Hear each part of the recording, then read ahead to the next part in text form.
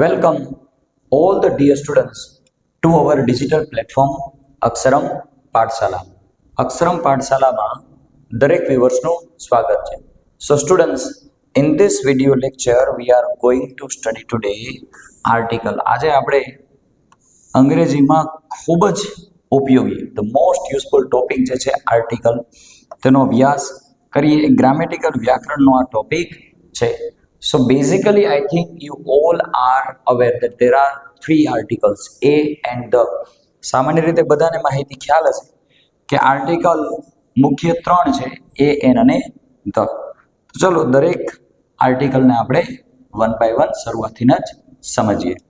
So here we have some basic and the most useful information regarding the article. હવે અહીંયા આપણી સામે આર્ટિકલને લાગુ પડતી અને ખૂબ જ મહત્વની ઉપયોગી માહિતી છે.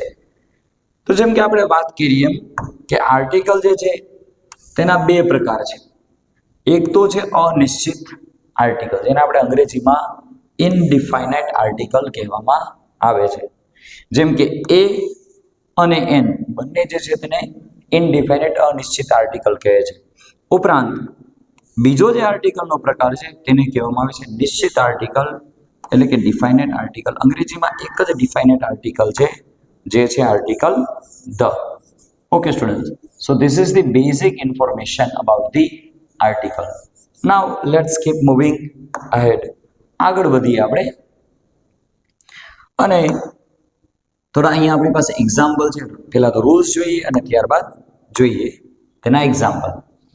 દરેક સામાન્ય નામની આગળ એ અથવા તો એન વપરાય છે.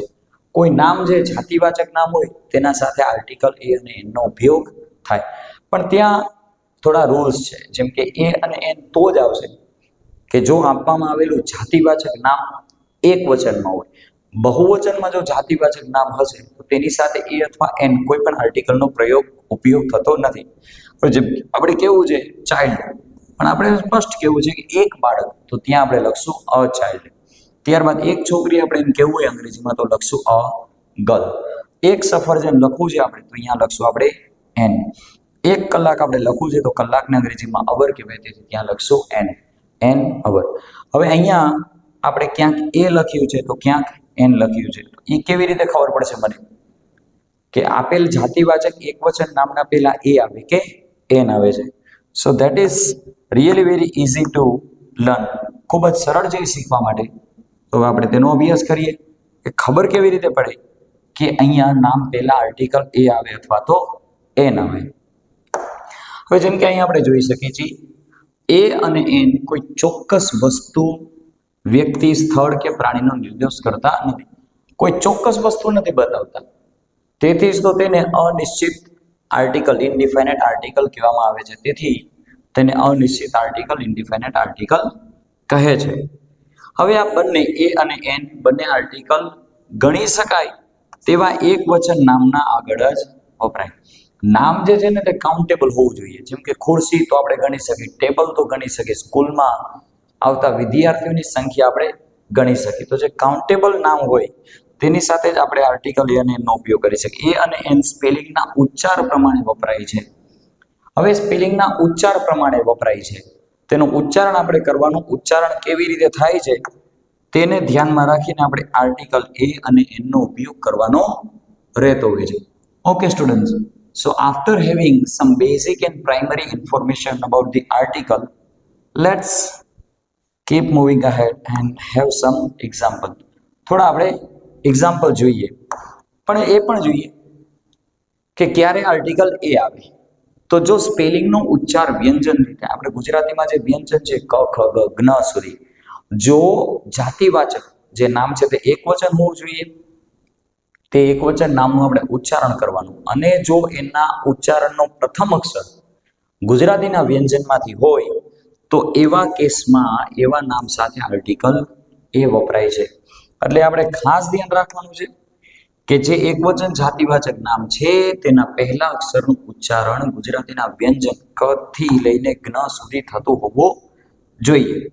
Let's have sum example. અહીંયા આપણી પાસે થોડા એક્ઝામ્પલ છે. હવે જેમ કે જોઈએ આપણે અ બોય, તો અહીંયા જ્યારે ઉચ્ચારણ કરીને તો ગુજરાતીનો જે પહેલો જે અક્ષર છે બ એ આપણને ખ્યાલ છે કે વ્યંજન છે, તેથી ત્યાં આવ્યું અ બોય એટલે કે એક છોકરો.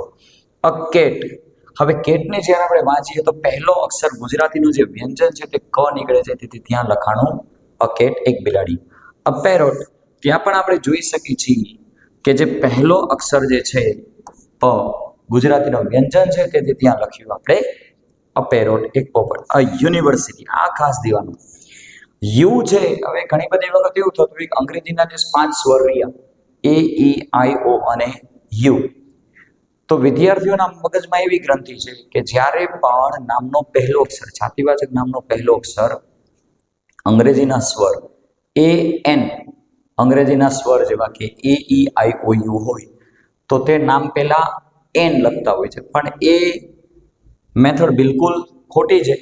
જ્યારે આપણે યુનિવર્સિટીનું ઉચ્ચારણ કરીએ છીએ ને તો ત્યારે ગુજરાતીનો પહેલો અક્ષર ય આવે છે જે વ્યંજન છે, તેથી ત્યાં આપણે લખશું અ યુનિવર્સિટી એટલે એક વિશ્વવિદ્યાલય. અ યુનિફોર્મ, ફરી એક વખત ભલે યુ જે છે તે અંગ્રેજીનો સ્વર હોય પણ જ્યારે આપણે એનું ઉચ્ચારણ કરીએ તો યુ એટલે કે ય થાય છે અને વ્યંજનમાંથી ફરી એક વખત આપણે લખ્યું અ યુનિફોર્મ. ત્યારબાદ છે યુનિયન, અહીંયા પણ સેમ થિયરી લાગી પડે છે કે પહેલો અક્ષર જે છે ય હોવાથી ગુજરાતીનો વ્યંજન હોવાથી ત્યાં આપણે લખશું અ union. Okay students, so after having this example, I hope that you all have understood all these example. દરેકને આમાં ખ્યાલ આવ્યો હશે. ધ્યાન આપણે એ રાખવાનું રહેતું હોય છે કે જે પહેલો અક્ષર જે છે તેનું ઉચ્ચારણ ગુજરાતીના વ્યંજનથી થતું હોવું જોઈએ. ચલો ત્યારબાદ આપણે આગળ અભ્યાસ કરીએ. આર્ટિકલ એ ક્યારે આવે તો આપણે જોયું, પહેલા અક્ષરનું ઉચ્ચારણ ગુજરાતીના વ્યંજનથી થાય તો આર્ટિકલ એ આવે. હવે એન ક્યારે આવે તે પણ આપણે જોઈ લઈએ. જો સ્પેલિંગનો ઉચ્ચાર સ્વર, ગુજરાતીના સ્વર, આપણે ગુજરાતીના સ્વરની વાત થાય છે તો ગુજરાતીના સ્વરથી ઉચ્ચારણ થઈને તો એવા કેસમાં તે એકવચન નામ સાથે એ એન લખાય છે. આવા ગુજરાતીના સ્વર છે, અ થી લઈને અહમ સુધી ગુજરાતીના સ્વર છે. એટલે જ્યારે આમાંથી જો ઉચ્ચારણ થાય છે ગુજરાતીના સ્વરથી તો એવા કેસમાં આપણે એક વચન જાતિવાચક નામ પહેલા એન લખશું. હવે જેમ કે અહીંયા જોઈએ, ચલો એન એપલ. હવે એપલનું જ્યારે આપણે રીડિંગ કરીએ તો એપલ એટલે કે અંગ્રેજીનો ગુજરાતીમાં અ જે છે એ સ્વર છે, તેથી ત્યાં લખ્યું આપણે એન એપલ એક સફરજન. એન એન્જિન, ફરી એક વખત અહીંયા આપણી સામે અ આવે છે જે ગુજરાતીનો સ્વર હોવાથી અહીંયા એન એન્જિન લખશું. એન ઇન્કપોર્ટ એટલે સહીનો ખડિયો થાય. અહીંયા આપણે જોઈ શકીએ છીએ ઈ આવે છે. હવે ઈ જે છે એ ગુજરાતીમાં સ્વર છે, તેથી ત્યાં આપણે લખશું એન ઇન્કપોર્ટ. એન ઓરેન્જ, અહીંયા પણ આપણી પાસે ફરી એક વખત અ આવે છે, ગુજરાતીનો સ્વર હોવાથી ત્યાં લખ્યું એન ઓરેન્જ. એન અમ્પાયર, ત્યાં પણ પહેલો અક્ષર જે છે એ અ આવે છે, એટલે તેથી ત્યાં આપણે લખશું એન, આર્ટિકલ એન લખશું.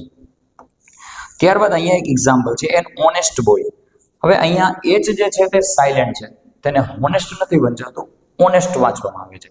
એન ઓનેસ્ટ બોય, એક પ્રમાણિક છોકરો. તો ઓનેસ્ટમાં પણ પહેલો જે અક્ષર જે છે ઉચ્ચારણ જ્યારે શરૂ કરીએ ત્યારે અ આવે છે, તેથી ત્યાં લખશું એન ઓનેસ્ટ બોય. અને અહીંયા એક નીચે એક્ઝામ્પલ છે એન એર, અને એર વંચાય છે. એચ જે છે તે સાયલેન્ટ છે, એર એટલે વારસદાર થાય છે, તો પહેલો અક્ષરનું ઉચ્ચારણ ગુજરાતીના સ્વરથી થતું હોવાથી ત્યાં પણ આપણે આર્ટિકલ એનનો પ્રયોગ થશે. Okay students, now here we have sum mixed exercise. અહીંયા આપણી પાસે થોડા એક્ઝામ્પલ છે. હવે અહીંયા આપણને થોડી મિક્સમાં એક્સરસાઇઝ આપી છે. ચલો દરેક ખાલી જગ્યા આપણે જોઈએ, જ્યાં આપણે એ આવતું હશે તો એ લખશું, એન આવતું હશે તો એન. ખાસ ધ્યાન શું રાખશું કે આપેલ એકવચન નામના પહેલા અક્ષરનું ઉચ્ચારણ ગુજરાતીના સ્વર ક થી જ્ઞથી થતું હશે તો અહીંયા એ લખશું.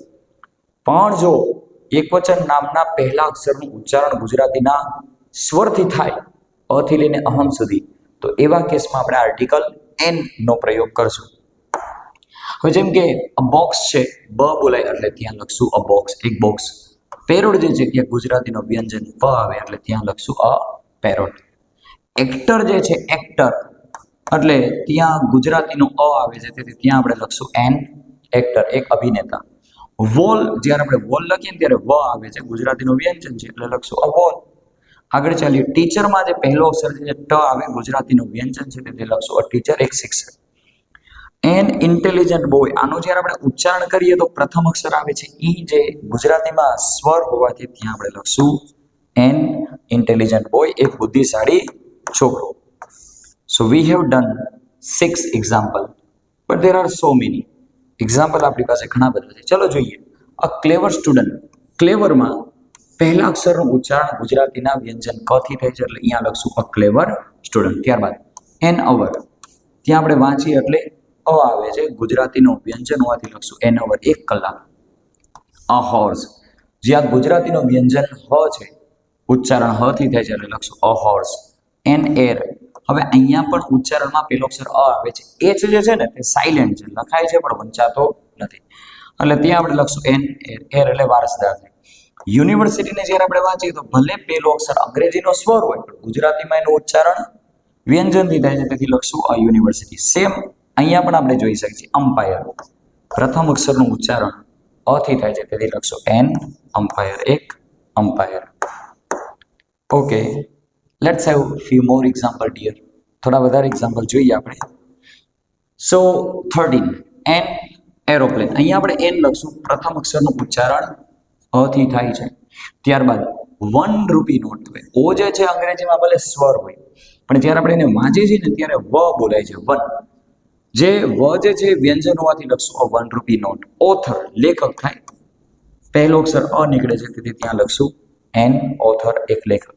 અ યર, પહેલા અક્ષરનું ઉચ્ચારણ ય થી થાય છે, તેથી લખશું એ આર્ટિકલ એ, 1 વર્ષ. અને એન્ટ વંચાય છે, એન્ટ એટલે કીડી થાય. ફરી એક વખત ઉચ્ચારણ કરીએ તો ગુજરાતીનો સ્વર એ અ નીકળતો હોવાથી ત્યાં એન લખશું. ઓનેસ્ટ લેડી, પ્રમાણિક લેડી, મહિલા. તો ઓનેસ્ટમાં પણ પ્રથમ અક્ષરનું ઉચ્ચારણ ગુજરાતીના સ્વર અ થી થાય, એટલે ત્યાં આપણે અહીંયા લખવું પડશે an honest lady. Okay, let's have few more example. તો હવે ફરી એક વખત આપણી અહીંયા છે ડોગ, તો ત્યાં લખશું આપણે અ ડોગ. એલિફન્ટ, ફરી એક વખત સ્વર અ હોવાથી એન એલિફન્ટ, એક હાથી. યુરોપિયન ગર્લ, હવે અહીંયા ઉચ્ચારણ કરીને ત્યારે ય થી થાય છે. અંગ્રેજીમાં ભલે સ્વર હોય પણ ગુજરાતીમાં વ્યંજનોમાંથી અ લખશું અ યુરોપિયન ગર્લ. ત્યારબાદ એમ્પોરિયમ, વસ્ત્ર ભંડાર થાય, એમ્પોરિયમ એટલે ગુજરાતીમાં સ્વર અ નીકળે છે, તેથી ત્યાં લખશું એન એમ્પોરિયમ. એસએસસી સ્ટુડન્ટ, આ ખાસ સમજવા જેવું છે. જ્યારે આપણે બોલીને એસએસસી એટલે પહેલો અક્ષર તમે માર્ક કરો, શું આવે છે? અ. ગુજરાતીમાં સ્વર છે, તેથી ત્યાં લખશું એન એસએસસી. યુનિયન એટલે સંગઠન થાય, પહેલો અક્ષર ય આવે, તેથી ત્યાં લખશું a union. Okay dear, let's keep moving ahead. આગળ વધીએ. So now we are about to end. હવે આપણે છેલ્લા જ એક્ઝામ્પલ છે, ચલો જોઈએ. ઓરેન્જ જે છે ત્યાં ઉચ્ચારણ થશે અ થી, એટલે એન ઓરેન્જ લખશું. એનિમલમાં પણ ઉચ્ચારણ અ થી થાય છે, ત્યાં લખશું એન. અગલી એનિમલ, અગલી કદરૂપું થાય, એટલે ત્યાં અ આવે છે, જેથી આવશે એન અગલી એનિમલ. રાઈપ બનાના, રાઈપ એટલે કે ગુજરાતીમાં ર વ્યંજન છે, તેથી ત્યાં લખશું આપણે આર્ટિકલ એ. ત્યારબાદ એગ, ત્યાં આપણે આવશે અ, તેથી લખશું એન એગ, એગ એટલે ઈંડું થશે. પ્યુપિલ એટલે વિદ્યાર્થી, પણ પહેલા અક્ષરનું ઉચ્ચારણ ગુજરાતીના વ્યંજન પ થી થાય છે, તેથી અહીંયા આપણે જવાબ લખશું આર્ટિકલ એ, અ પ્યુપિલ, એક વિદ્યાર્થી. સો students, in this video lecture we have studied articles, we have studied two indefinite articles. આ વિડિયોની અંદર આપણે બે અનિશ્ચિત આર્ટિકલ, આર્ટિકલ એ અને આર્ટિકલ એન નો અભ્યાસ કર્યો છે. તો ખાસ યાદ એ રાખવાનું છે કે આર્ટિકલ એ અને એન એક વચન નામ પેલા આવે, અને એક વચન નામ જાતિવાચક નામ હોવું જોઈએ, કોઈ માણસોના નામ ન હોવા જોઈએ, અને પ્રોપર નાઉન કહેવાય. પ્રોપર નાઉન સાથે આર્ટિકલનો ઉપયોગ એ અને એનનો ઉપયોગ થતો નથી. ઉપરાંત આપણે અંગ્રેજીના એબીસીડીના સ્વર કે વ્યંજન નહીં ધ્યાન રાખીએ. જ્યારે આપણે આર્ટિકલ એ અને એનનો પ્રયોગ કરવો હશે ત્યારે ગુજરાતીના સ્વર અને વ્યંજનને ધ્યાનમાં રાખીને જવાબ લખશું. જો આપેલ એકવચન નામના પ્રથમ અક્ષરનું ઉચ્ચારણ ગુજરાતીના વ્યંજન ક થી જ્ઞ સુધી થાય છે તો તે નામ પેલા એ લખાય. તેના આપણે એક્ઝામ્પલ જોયા. પણ જો આપેલ એકવચન જાતિવાચક નામના પ્રથમ અક્ષરનું ઉચ્ચારણ ગુજરાતીના સ્વરથી થાય છે, અથી લઈને અહમ સુધી. તો એ બધા નામ સાથે આર્ટિકલ એન લખાય છે. ફરી એક વખત જાતિવાચક નામ હોવું જોઈએ અને એક વચન જ હોવું જોઈએ, અને ગુજરાતીના સ્વર અને વ્યંજન પ્રમાણે આપણે આર્ટિકલ એ અને એન લખશું. So students, I hope that this video have solved your confusion and all your doubt. I think now you will be really very good at this subject of grammar article. So students, today is over here. We are going to conclude our lecture here. We will very soon meet with a new interesting and very useful grammar lecture. Till then, you all just take care.